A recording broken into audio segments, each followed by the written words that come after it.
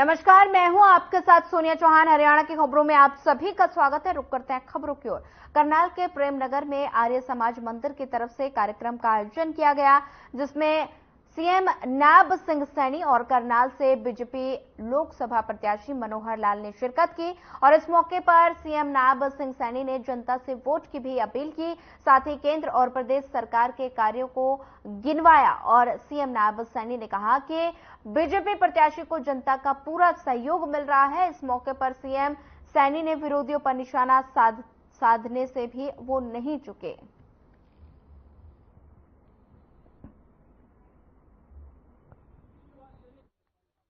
बहुत अच्छा चुनाव प्रचार चल रहा है। पतंजलि योग परिवार ने आज आमंत्रित किया था। हवन यज्ञ से विजय का संकल्प पतंजलि परिवार ने लिया है, क्योंकि ये ऐसा व्यक्तित्व है जो सुबह 4 बजे उठता है और देश प्रदेश के लोगों की स्वास्थ्य वो ठीक रहे, वो बीमारियों से दूर रहे। योग के माध्यम से वो साधक के रूप में लोगों को स्वस्थ करने का कार्य करते हैं। आज ऐसे लोगों के बीच में मैं आया था और उन्होंने अपना पूर्ण समर्थन वो कमल के फूल को दिया है, मोदी जी को दिया है, मनोहर लाल जी को दिया है और हमें दिया है। यहाँ से बड़े माध्यम के साथ पूरे देश में, पूरे प्रदेश में कमल का फूल खिले, इसके लिए हमारे पतंजलि परिवार ने समर्थन। विपक्ष कह रहा है 400 पार आ गई तो आप संविधान बदल देंगे। देखिए, विपक्ष झूठ का सहारा लेकर के देश को भी गुमराह कर रहा है और देश के लोगों को भी कमजोर करने का, उनको मॉडल तोड़ने का काम ये कांग्रेस की आज से नहीं, ये लंबे समय से जब से देश आजाद हुआ है, कांग्रेस उस सोच के ऊपर काम करती रही कि लोगों को गरीब रखिए, लोगों को उनके हालात के ऊपर छोड़िए और छोड़ करके उनको वोट बैंक के रूप में इस्तेमाल करिए। परंतु आज ये मोदी का भारत है, ये 21वीं सदी का भारत है। अब लोग कांग्रेस के उस कच्चे चिट्ठे को समझ चुके हैं, उनके नकाब को वो देख चुके हैं कि इनकी जो सोच है वो किस प्रकार की सोच है। वो इस देश के लोगों के विरुद्ध सोच है, इस देश को कमजोर करने वाली सोच है, देश के अंदर समस्याएं पैदा करने वाली सोच है, देश की समस्याओं का समाधान करने वाली सोच नहीं है। और जब इन बातों को लोग समझ चुके हैं तो अब कांग्रेस को नकार दिया है। एक तरफा लोग आज नरेंद्र मोदी जी के साथ खड़े हुए हैं। लोगों को आज बड़ा विश्वास मोदी जी के प्रति बंधा है कि मोदी जी जैसा व्यक्ति ही इस देश को विश्व गुरु की तरफ ले जाने का दीपक बाबरिया प्रभारी हैं कांग्रेस के, उन्होंने लेटर जारी किया है कि जो उनके विधायक हैं अगर नहीं आते, एक्स विधायक नहीं आते तो फिर उनके खिलाफ कार्रवाई होगी। तो इस भीतर घात का क्या फायदा मिलेगा आप? देखिए, मैंने ये पीछे भी कहा था कि कांग्रेस के अंदर एक बड़ी फूट है और वो मंचों के ऊपर भी सार्वजनिक रूप से लोगों के सामने आती है, क्योंकि कांग्रेस परिवारवाद के मोह में फंस गई है। अगर देखें गांधी परिवार, यहाँ पर हुड्डा परिवार के मोह में फंस गई है।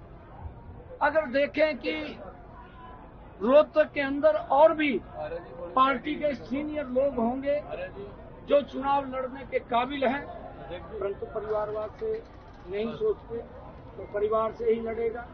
पहले बापू बेटा लड़े, दोनों की पीठ लगी। अब बापू भाज गया मैदान छोड़कर, बेटे को फंसाई दिया, अब बेटा फंस गया, वो भी हारेगा। ये लोग देखते हैं, ये परिवारवाद के मुंह में फंसे हुए हैं कि बाबरिया क्या करेगा। बाबरिया बेचारा लेटर लिखी जाएगा, परंतु कांग्रेस का सुपड़ा साफ हो जाएगा।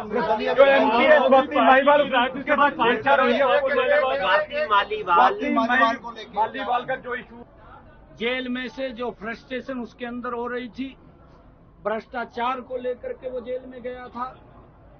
शराब की भ्रष्टाचारी नीति के अंदर जहां घोटाला शराब के अंदर किया, लोगों को शिक्षा तो क्या देनी थी, शराब की तरफ धकेलने का काम किया और उसमें से पैसे ऐंठने का काम किया और उस भ्रष्टाचार के अंदर जेल में चला गया।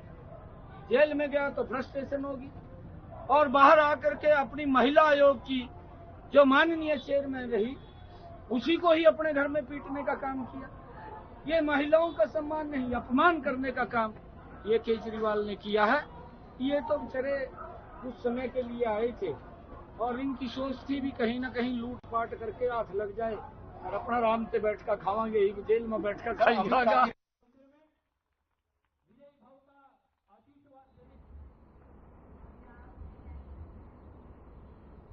करनाल के रामलीला मैदान में पाल गडरिया समाज की तरफ से राजनीतिक चेतना सम्मेलन का आयोजन किया गया, जिसमें हरियाणा के पूर्व सीएम और करनाल के लोकसभा प्रत्याशी मनोहर लाल ने शिरकत की। और इस दौरान पूर्व सीएम मनोहर लाल ने जनता को संबोधित करते हुए केंद्र और राज्य सरकार के कार्यों को गिनवाया, साथ ही लोगों से वोट की भी अपील की। मनोहर लाल ने कहा कि जिस तरह अब तक डबल इंजन की सरकार में कार्य हो रहे थे, वैसे ही आगे भी प्रदेश और जनता के लिए कार्य जारी रहेंगे। मुझे याद आ रहा है, एक गांव में धोखा के लड़कों का स्कूल, उसका नाम है स्कूल रखा। इसी के साथ लोहड़ी गांव में एक ITI बनी है, उस ITI का नाम भी अहिल्या बाई के नाम से रखा गया है।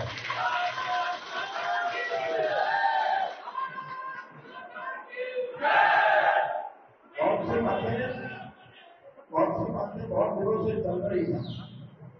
हमारे SC समाज को, ये बात समाज को बच्चा मिले SC का, हमने सबकी ओर से किया था, लेकिन कोर्ट में ये फंसा था। मैं आपको वादा करता हूँ कि कोर्ट में आपकी तरफ से पूरी मंगल सरकार करेगी, आपकी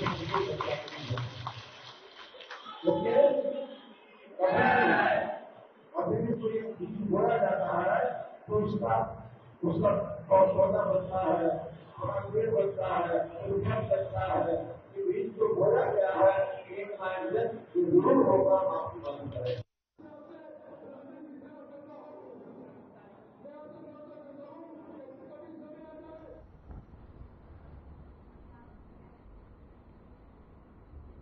अठारह मई को देश के प्रधानमंत्री नरेंद्र मोदी अंबाला में होने वाली एक विशाल रैली को संबोधित करेंगे और इस दौरान उनके साथ हरियाणा मुख्यमंत्री समेत कई मंत्री मौजूद रहेंगे। और साथ ही पीएम मोदी अंबाला शहर स्थित पुलिस लाइन ग्राउंड में पहुंचेंगे। रैली को लेकर तैयारियां युद्ध स्तर पर जारी हैं, जिसे लेकर राज्य मंत्री असीम गोयल, बीजेपी जिला अध्यक्ष मनदीप राणा ने रैली स्थल का दौरा करते हुए सभी व्यवस्थाओं का जायजा लिया। देखिए, व्यवस्थाओं के नाते बैठक ली है और एक अंबाला के लिए मैं समझता हूं हर कार्यकर्ता के लिए जो देश को प्यार करता है, जो भारतीय जनता पार्टी के विचार को प्यार करता है, उसके लिए तो बहुत गर्व की बात है ही है। लेकिन पूरी लोकसभा के अंदर भी चलिए फिलहाल वक्त तो चला एक छोटा सा ब्रेक का, ब्रेक के बाद जल्द हाजिर होंगे।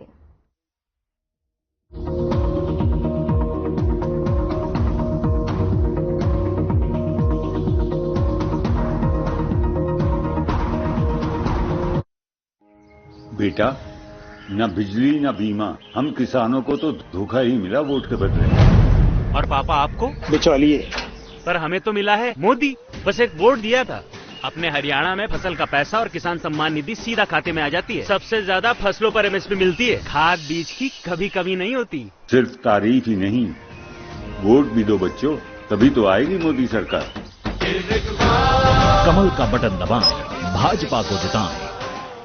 किसानों को जारी रहेगी 6,000 रुपए की सम्मान निधि। यह है मोदी की गारंटी।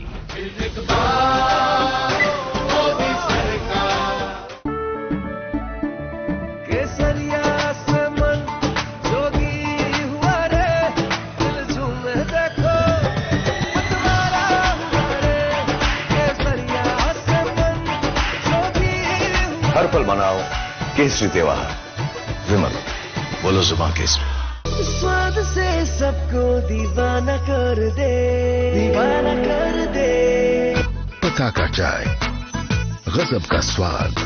भारत को ग्लोबल मैन्युफैक्चरिंग हब बनाएंगे, जिससे युवाओं को रोजगार के नए अवसर मिलेंगे। यह है मोदी की गारंटी।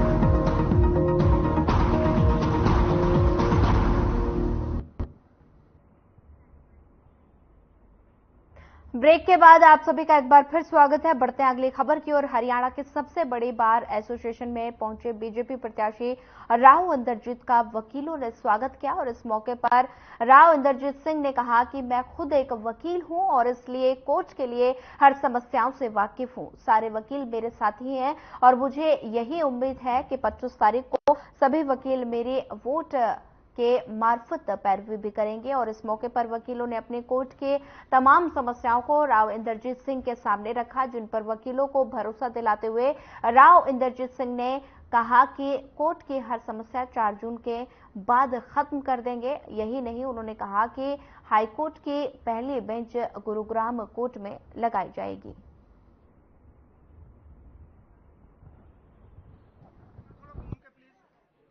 मैंने अपील ये करी है कि देश के निर्माण के अंदर वकीलों का सहयोग हमारे को मिलना चाहिए और वकीलों ने ये जरूर हमारे को आश्वस्त कराया है कि आने वाले समय के अंदर भारतीय जनता पार्टी की तरफ हमारा रुझान है, हम तुम्हारे को सपोर्ट करेंगे। आप खुद भी कभी इसी बार एसोसिएशन से रजिस्टर्ड थे और आज साथियों के साथ मिलके इनके लिए कुछ घोषणाएं भी की हैं, खासकर हाई कोर्ट अगर हटता है तो वो क्या आपने वादा दिया है? मैं तो दिल्ली बार एसोसिएशन का हूँ, गुड़गांव बार एसोसिएशन का मैं सदस्य नहीं बना, लेकिन क्योंकि मैं गुड़गांव का नुमाइंदा इतने सालों से रहा हूं।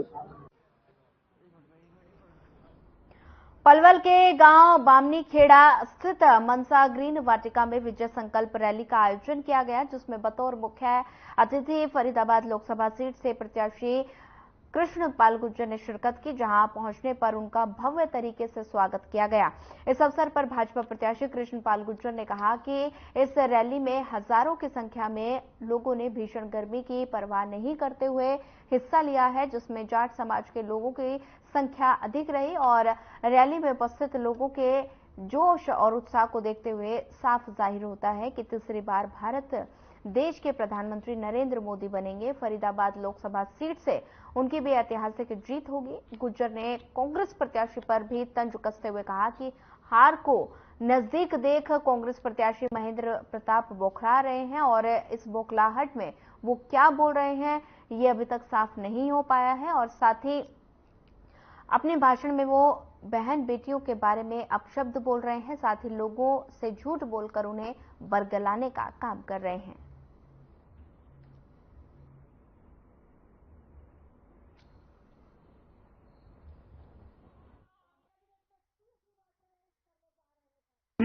हटाई, पाकिस्तान और बांग्लादेश से सताए हुए हिंदुओं को जो भारत में आ गए उनको नागरिकता दी और भव्य राम मंदिर 500 साल के बाद बनाया और भव्य राम मंदिर की मूर्ति की, रामलला की मूर्ति की प्राण प्रतिष्ठा। अब मैं एक बात आपसे करना चाहता हूं, ईमानदारी से बताओ, आज देश में कोई एक पार्टी बीजेपी को छोड़कर, मोदी जी को छोड़कर ऐसी बताओ जो अपने दम पर पूर्ण बहुमत की सरकार बना सकती है? कोई एक भी पार्टी नहीं है। इसलिए सारी मिलकर मोदी को हटाना चाहती है। वो मोदी को हटाना चाहते हैं, मोदी देश को बनाना चाहते हैं। दूसरी बात, आज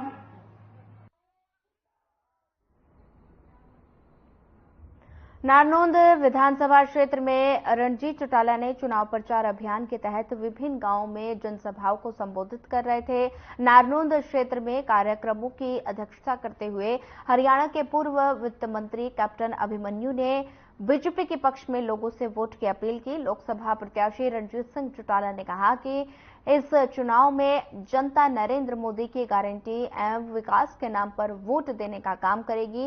साथ ही उन्होंने कहा कि अब की बार 400 पार रिकॉर्ड के साथ नरेंद्र मोदी देश के तीसरी बार प्रधानमंत्री बनेंगे, भारत का विश्व में डंका बजेगा। उन्होंने मतदाताओं से अपील करते हुए कहा कि लोकतंत्र को मजबूत बनाने के लिए हरियाणा में 25 मई को होने वाले लोकसभा चुनाव में 100% मतदान करें। पूर्व वित्त मंत्री कैप्टन अभिमन्यु ने भी लोगों से वोट की अपील की।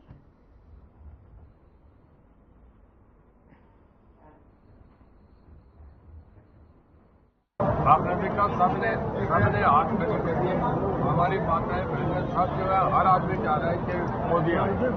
सर 18 क्या कह रहे हो? बहुत बढ़िया लोग अपने आप ही आएंगे। सब लोग चाह रहे हैं कि मोदी साहब को खाने, लोग टीवी पे देखते हैं मोदी साहब को। आज यहाँ ने दुनिया ने, हिंदुस्तान में नहीं, भारत दुनिया में देखे।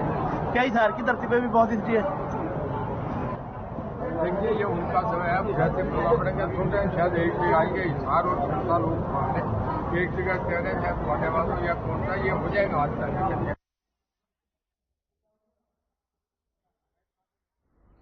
अगली खबर फरीदाबाद से है, जहां महेंद्र प्रताप अपने चुनावी प्रचार के दौरान जनसभा को संबोधित करने पहुंचे। कांग्रेस प्रत्याशी महेंद्र प्रताप का लोगों ने जोरदार स्वागत किया। इस मौके पर उनके साथ व्यापार मंडल के अध्यक्ष लखन सिंगला समेत कांग्रेस के तमाम नेतागण मौजूद रहे। महेंद्र प्रताप ने 5 बड़ी घोषणा करते हुए कहा कि यदि कांग्रेस सरकार आती है तो ये 5 बड़ी योजना लोगों को जरूर मिलेगी और साथ ही 300 यूनिट तक बिजली फ्री मिलेगी, 500 रुपए में घरेलू सिलेंडर मिलेगा, बेरोजगार युवाओं को प्रतिवर्ष 1 लाख, गरीब महिलाओं को 1 लाख मिलेगा। कांग्रेस सरकार गरीब लोगों को मकान देने का काम करेगी और साथ ही उन्होंने कहा कि शहर के लिए कोई भी विकास कार्य नहीं किया, अगर विकास कार्य किया तो सिर्फ अपना विकास किया।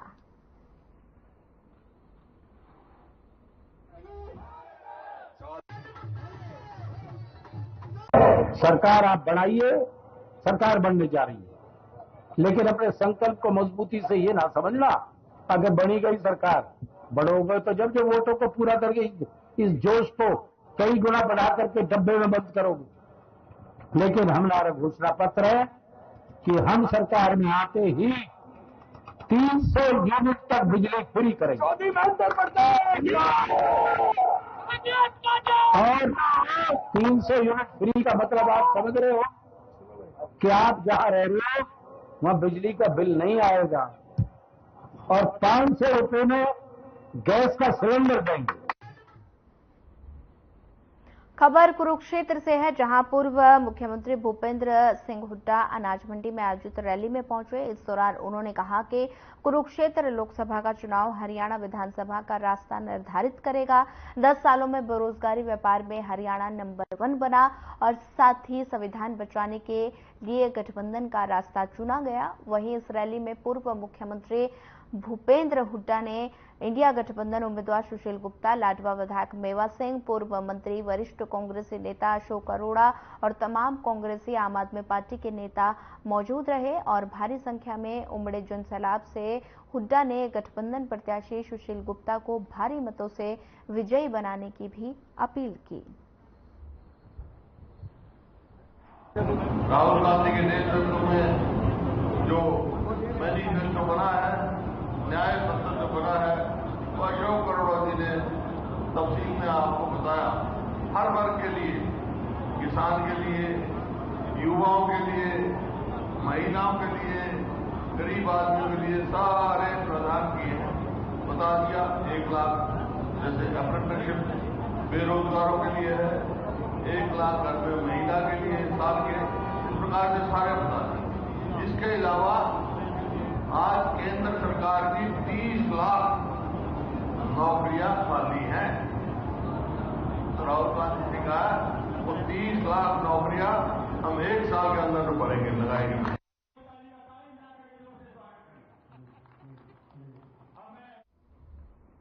यमुनानगर में बार एसोसिएशन की तरफ से आयोजित कार्यक्रम में हरियाणा के पूर्व मुख्यमंत्री भूपेंद्र सिंह हुड्डा पहुंचे। इस दौरान उन्होंने कहा कि हरियाणा में हालात खराब हो चुके हैं, स्कूलों में मास्टर नहीं है, अस्पतालों में डॉक्टर नहीं है और हरियाणा में 2 लाख से अधिक पद खाली हैं। और इसी के साथ उन्होंने कहा कि नए वकीलों को कई तरह की दिक्कत है, वकीलों की समस्याओं के समाधान के लिए कई योजनाएं हमारी सरकार ने बनाई थी, जिसे वर्तमान सरकार ने समाप्त कर दिया है। साथ ही वकीलों और डॉक्टर को कोई मकान किराए पर नहीं देता। मैं भी आपके उससे ही हूँ, ड्यूटी से हूँ, वकील हूँ और जो हमारे उम्मीदवार हैं वरुण जी, जिनकी आपने अभी बात सुनी, ये भी वकील हैं, इनके पिताजी भी वकील थे, बहुत अच्छे उम्मीदवार हैं वरुण जी। फिलहाल वक्त तो चला एक छोटे से ब्रेक का, ब्रेक के बाद जल्द हाजिर होंगे।